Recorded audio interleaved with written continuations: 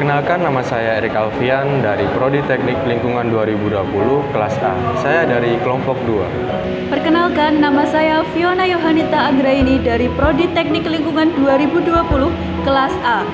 Saya dari kelompok 2. Perkenalkan, saya Guntur Sujaya dari Prodi Teknik Lingkungan 2020 kelas A. Saya dari kelompok 2. Jalan Mer merupakan salah satu jalan utama yang ada di kota Surabaya, khususnya di Surabaya Timur. Jalanan ini pada setiap harinya dilewati oleh banyak kendaraan bermotor, baik roda 2 maupun roda 4. Jika setiap harinya dilewati oleh banyak kendaraan bermotor, pastinya tingkat polusi udaranya juga tinggi. Hal itu disebabkan oleh gas emisi buangan dari kendaraan bermotor yang sering melewatinya. Namun hal itu tidak akan terjadi, sebab pemerintah kota Surabaya banyak menanam pohon penyerap polutan udara. Salah satunya adalah pohon trembesi. Pohon trembesi terkenal sebagai salah satu pohon penyerap polutan udara. Hal itu dapat dibuktikan dari indikator rona lingkungan kualitas udara yang juga dibangun di tengah jalanan tersebut. Indeks kualitas udara yang bisa kita lihat menunjukkan hasil yang baik dan jauh di ambang batas baku mutu.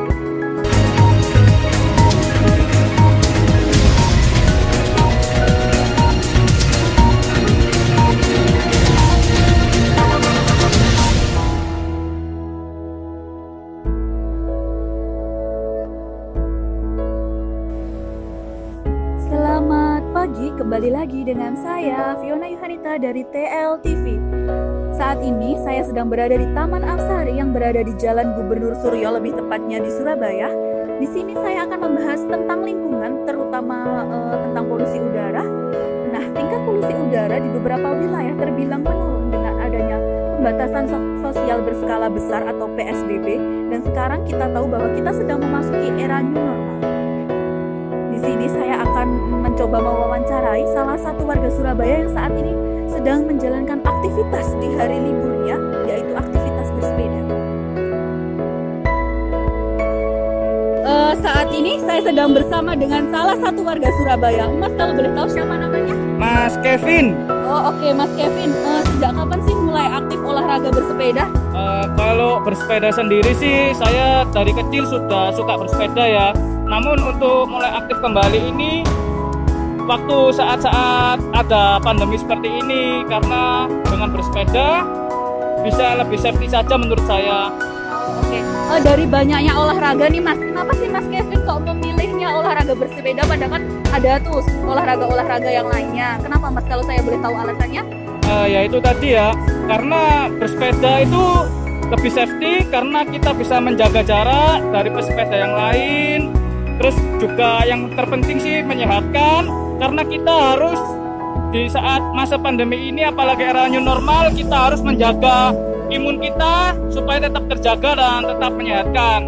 Oh, oke, bagus, alasan yang bagus. Oke Mas, terus dari banyak saat ini kan era new normal, kegiatan warga kan mulai aktif kembali nih, nggak sama kayak kegiatan PSBB dulu. Nah, dulu kan polusi udara menurun dikarenakan memang kita sedang adanya PSBB. Nah, menurut Mas, apa sih upaya pemerintah dalam menekan tingkat polusi udara yang sekarang di era new normal ini gitu?